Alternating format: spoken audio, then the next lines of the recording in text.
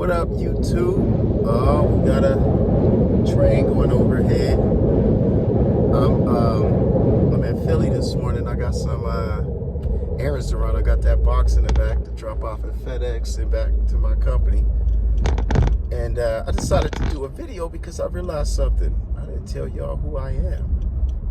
Well, I am a 43-year-old divorced man. I was married for 17 years. We had 4 children in the relationship, and they're mostly grown now. I got a 20-year-old son, and I'm back out here dating as a divorced man. The divorce been final for, I think, about 4 years now, but I left, I think it was 8 years ago, 2015, no, 2014, but you know, I really didn't get on social media 2015. The whole time that I was married, I didn't get on social media. I thought it was stupid. I was traveling the world. I am a field engineer for a biopharma company, but I've always been into, you know, pharmaceuticals, travel the world, all over the world. You name it. Japan, Switzerland, Italy, France, Madrid, Spain, Portugal, you name it. I've been all over the world. I've always made over 6 figures for the past, since 2005. So I am a viable member of society. You know, and I ain't the worst looking dude in the world. So what I've noticed is being out here, on this video, I was going to say some do's and don'ts for guys and for ladies alike. Some of the things that I've seen in the past couple of years will just flip you on your side.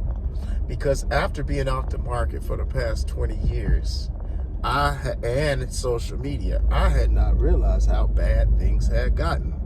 I had no idea that, I don't know nothing about no OnlyFans. I don't know nothing about, you know what I'm saying? That I didn't know that single mothers was at this rate. You know, my ex-wife had a full head of hair, could grow hair overnight like that. I didn't know till she told me, probably in the last year or so that we was together, that the women walking around didn't have any hair. And my mother's a beautician. She is actually an instructor. And I was just like, why you say that? That's not their hair. Cedric, that's not their hair. And I'm like, what you mean that ain't their hair? She's like, that's a wig, or that's weave. And I'm like, what are you talking about? So I know I spent mega bucks on my daughter's hair and on their hair. They was going to the beauty salon, and I know when I was in high school, the girls went and got their hair done every 2 weeks. They came back, they was competing. And with my mom being a beautician, I was like, she was always booked. I had no idea that society had switched like that. Now I'm saying, hey, as long as it look good, I don't care. You gotta like it, cool. But I think it's a caveat into the way society has broken down. And I know that we looked to be married. To you find a good one, you know, marry her. I didn't know that guys weren't marrying women, and I didn't know that women wasn't, you know, having this many babies and stuff like that. And that's not to put the community down. It's just the fact that we lived in Connecticut. We were out in some distant suburban town, and that's probably what led to the divorce, is that we was just living this, you know, cush life. 2 cars in the garage, 5-bedroom house, you know, and what was going on in my greater community, I was not aware of. I'm the youngest of 10. I'm the baby. You know, my parents is from the deep south. So I didn't have anything besides my brothers and my immediate family to even as a frame of reference. So everybody in my family was married. There wasn't single moms and stuff like that in my family. You know, 9 boys, 1 girl, so I only had 1 sister, and she'd been married to her husband almost 20 plus years, and their children, you know, and now my nephew is married, and he's having kids, but you know, that is one thing, that my niece is not. She's 26, 27 years old. She's not married. So really, I'm just gonna tell you, I was that naive. I was just getting on planes, leaving and going to work every day, coming home, taking care of kids. I had no idea it was this bad. I might need a little more light. Did that help? No. So let me say this about some do's and don'ts on dating. I'm gonna give a couple pointers to the guys, and I'm gonna give a couple pointers to the girls, and I'm gonna, break down the reason for each. But I'm gonna try to keep this, under 15 minutes. So if you allow me, I'll go ahead and say this. I went on a date with a young lady. I had no idea that she had a young 1-year-old, because in my mind, 1 year is old, 9 months of development, 3 months out of the womb. No, 1 year, so 2 years. That relationship that she was in was at least 2 years. And I was just sitting across from her, and I was telling her, about myself, and I went here and I went there, and she told me, no, you didn't. Okay, let's skip the part that I don't travel the world, which is a observable reality. But I don't know whether she was just trying to say, hey, don't tell me that that you think you somebody. I don't know. That's the way I took it. Then she I said, well, I love to cook. I'm a good cook, and I had kids, so of course you gotta learn to cook. Bet you can't cook. So I was just getting this sense that it would be hard to communicate with her in a relationship, because if her banter or if her love language is to first shoot you, then patch you up later, that's really not my love language. So at the end of the date, I walk her to her car, and she was like, well, this was cool. You pretty cool. And she was like, when we gonna see each other again? And I was like, you want to see me again? And she was like, yeah, I want to see you again.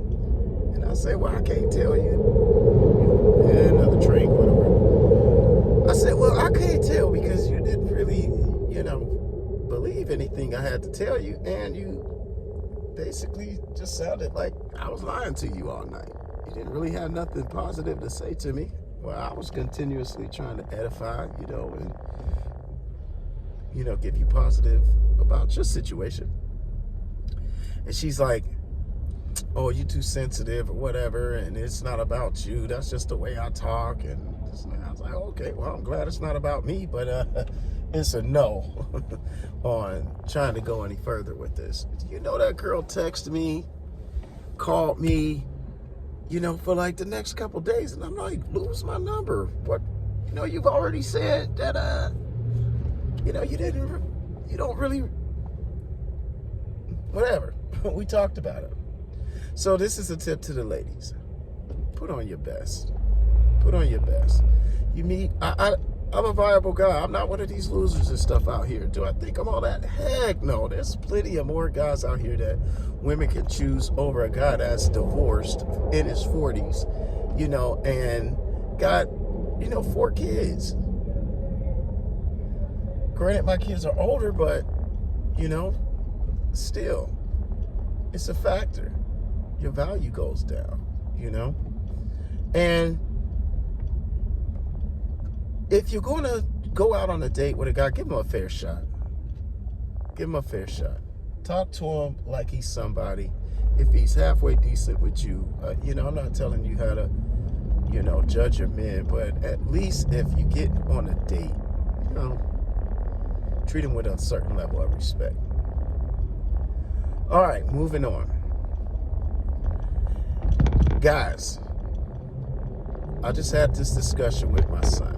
He's 20 years old, and he's about to get his own place and everything. And he was one that chose not to go to college. He said he wants to be an MMA fighter, and he's very good at it. And he wants to pursue his dream and just work a job so it doesn't interfere with his training. So he's actually about to be working 2 jobs. So I told him, I said, okay, man, you're in no man's land. That term, I know, has been going around with the Kevin Samuel videos about women, but actually there's a no man's land that exists for men, especially young men. If you did not leave and go to college, the military, or a trade school and got gainfully employed, you are unskilled labor. That's just the world. That's just what it is. You don't like hearing that, but it's true. You don't have a marketable skill, and this is where you at. So 20 years old, no marketable skill, nothing that's actually paying, any substantial amount of money, but you're very fertile and you're good looking. So if you have a child out here right now at 20, let me explain something to you. This would be my potential grandchild. You've lowered your chances at success. You've lowered the child's chances at success. You've lowered her chances at success. So protect your seed. Guys will get on these sites, and I'm telling you, they'll shoot their shot at 100 girls. They'll swipe left, send a copy and paste a text message or whatever to each one of them. If they only pick up 2 or 3, they got somebody for that week, somebody for that weekend. So remember this, guys. Protect your seed. Only go out on dates with someone that's substantial, someone that you could see yourself being with. Us to continue to be out here dating just to have sex is not helping you. It's not helping her. It's not helping all of these children out here, and we're doing it to ourselves. I'm not trying to give some public announcement message, but it's just true. So last tip I'm gonna give to both sexes, because dating after 40, after divorce, is possible. But if you go on Bumble, which typically has a lot more non-whites, or if you go on Plenty of Fish, which typically has a lot of minorities on there, if you look at, just do it for yourself, look at the disparity between the profiles. On Bumble, you'll see a profile that'll say, I enjoy walking, I'm a great cook, I really like to connect with people on a higher level, and so on. You go on Plenty of Fish, tired of the games. Why y'all want us to be this, that, and the other, and you ain't got this, that, and the other? So just be conscious of your digital footprint. Once you put it out there, it's out there. And any man worth his weight in peanuts will read that and just swipe left. He doesn't want to be involved with that. So when I've seen some very beautiful women, and you go through their profile and you say, man, it's nurse, whatever. But then when you read, their profile, it's like it's a list of demands. Just tell people something nice about yourself. Just tell people what you really like. But you know what that also does? It makes you conscious of not making a man fit shoes that he don't fit. The man that you potentially meet has absolutely nothing to do with whatever happened in your previous relationships. And remember, broken people attract broken people. So if you want to go out there online and put out that you're broken, just expect to attract broken people, because men will clickbait on that, because she hurt. And you're just giving him a recipe of how to come at you so he can get in them draws. And that's ultimately what he wants to do. So just be careful of that. I say be very mindful of that. And brothers, if you're going to put on your profile, you may be a good looking guy, you might have yourself together, you got a suit from your grandfather's funeral or whatever in there, if you're going to put it out there, remember, it's very easily to be vetted these days. You put this out there, you can't make it past the first date. Trust me. If every black woman right now got married, there'll still be 2 million women single. They outnumber us due to the drug trade, our high-risk jobs and stuff that we carry. It's not anything, necessarily negative, but there's more black women, 2 million more than there are black men. So you can be who you are. You can say, hey, you know, I'm working a job, trying to do better. And, you know, me and my roommates got a place or something. You know, you don't have to come across like that. If we want to get better at this as a whole, as a society of dating, we all just need to be honest and drop all the bullshit. Real talk. So that's my tip for today as I'm cruising around Philadelphia, one of the greatest places to find beautiful black women. And there's proximity to Baltimore and DC and stuff like that. So I am single, but I got my hopes up because I was off the dating scene even after my divorce because of moving back and forth from a couple different states and stuff, trying to settle down with the kids to get them out the door and stuff, following, you know, them around. But now that I'm back in Philly and I'm back chilling and still got my great job, there is life after divorce. These kids is gone. They don't need you as much. And you still got, you know, a sizable income and you can afford to take care of yourself. You can bounce back from that big loss that a lot of people take in divorce. So just quick note, you know, what you put out there online is always there. You can always delete it. Realize you made a mistake. If you're attracting the wrong people, step back and just see why. And I'm going on a date tonight. I'll let you guys know how it went. So hit the like button, subscribe, and I'm going to start chronicling, you know, my dating life. You know, dating after 40. And dating in major cities, you know, when we live in the digital age. So without any further ado, I'm not taking that from MTR or anybody else. I've always said that my whole life. Shout out to those guys. And y'all have a good day. I'm done. I'm about to go run me some